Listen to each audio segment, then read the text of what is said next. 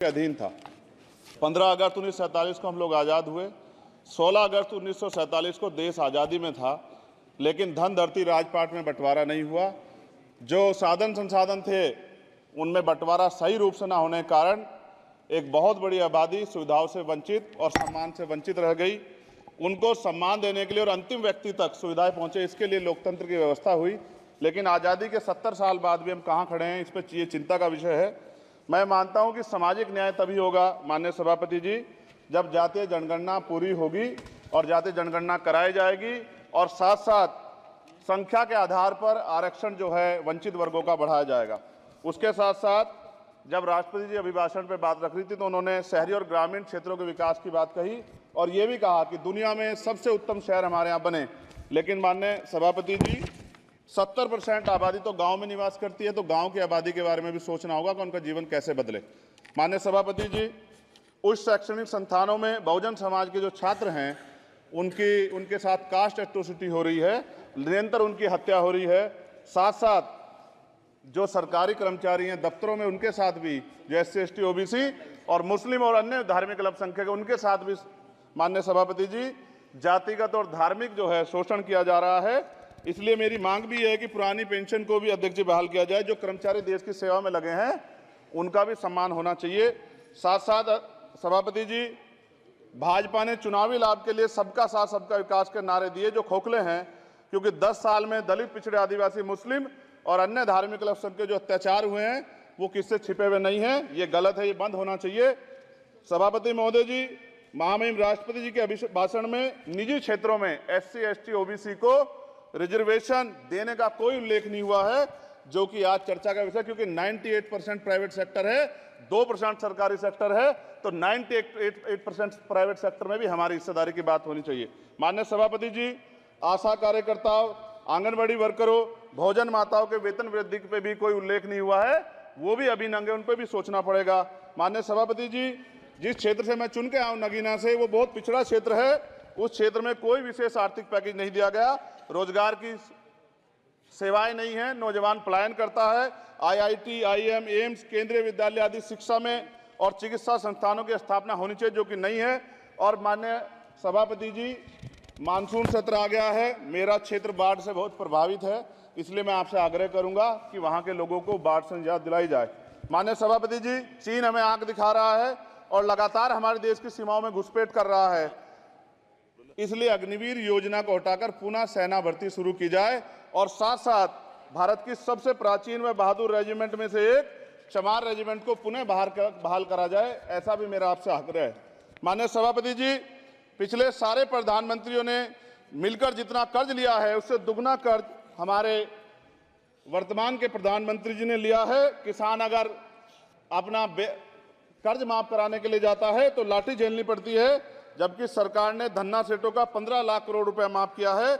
इस ओर हमें ध्यान देना पड़ेगा, हमारी आने वाली पीढ़ियों को ये कर्ज चुकाना पड़ेगा। माननीय सभापति महोदय जी, किसानों को MSP की लीगल गारंटी तथा किसानों का कर्ज माफ होना चाहिए। साथ साथ 2 अप्रैल 2018 को SC ST के बच्चों पे बहुत बड़े पैमाने पे मुकदमे लगे थे, वो हमारी लड़ाई सही थी, ये सुप्रीम कोर्ट ने माना और बाद में सरकार ने माना, वो मुकदमे तुरंत वापस होने चाहिए। माननीय सभापति जी, प्रेस जो है उस पर भी शिकंजा कसा जा रहा है, जो पत्रकार सरकार के खिलाफ बोलता है नौकरी से हाथ धोना पड़ता है, और सोशल मीडिया हमारा हथियार है, उस पर तरह तरह के प्रतिबंध लगाए जा रहे हैं और विरोध करने वालों को सोशल मीडिया हैंडल भी सस्पेंड करा दिए जा रहे हैं। साथ साथ सभापति जी, पेपर लीक और परीक्षाओं के कैंसिल होने से देश के नौजवानों का भविष्य खतरे में है। नीट, यूपी सिपाही भर्ती सभापति जी और 69,000 शिक्षक भर्ती में आरक्षण घोटाला हुआ है, कोई पूछने वाला नहीं, खून के आंसू रो रहे हैं बच्चे, बेरोजगारी का दंश युवा झेल रहे हैं।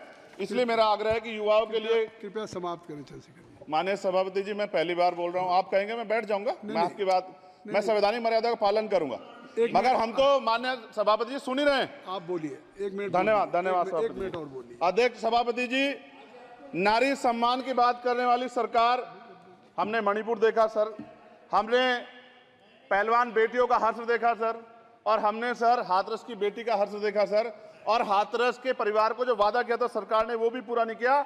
और महिलाओं में भी, स्पेशली दलित, पिछड़े और मुस्लिम वर्ग की, आदिवासी वर्ग की महिलाओं के साथ आज भी NCRB का डाटा कहता है सर, जो जुल्म हो रहा है वो सहनीय नहीं है सर। साथ साथ कोविड में तैरती, हमने कोविड में बहुत सुना सर, कोविड में तैरती लाशें भी गंगा में हमने देखी है सर, और मजदूरों का हाल भी हमने देखा है। सभापति जी बस सब समाप्त कर रहा हूं। नोटबंदी पे छोटे मजले उद्योग की जो कमर टूटी वो भी हमने देखी है।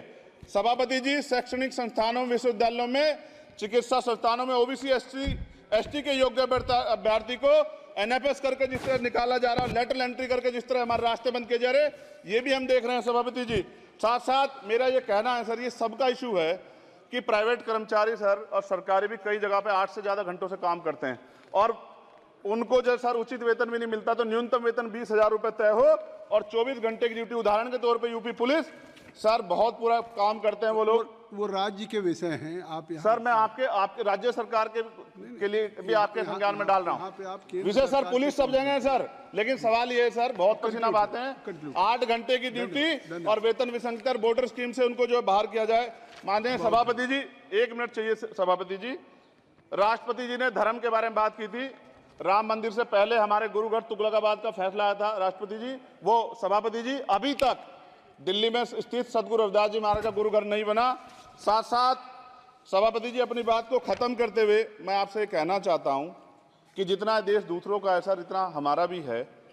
हम मरने के लिए पैदा नहीं हुए, जो चाहता है हमारी हत्या कर देता है। मूछें रखने पे, घोड़ी पे बैठने पे, मटकी छूने पे हमारी हत्या हो रही है। क्या बदला है सर 70 साल बाद भी? दलित पिछड़े मुसलमानों पे हिंसा नहीं रुक रही है सर। मेरा आपसे संरक्षण के साथ ये आग्रह है कि इन घटनाओं को रोका जाए और देश किसी की बपोती नहीं है। देश संविधान से चलता है सर और संविधान से चलेगा। संविधान छेड़खानी बर्दाश्त नहीं की जाएगी सर। धन्यवाद।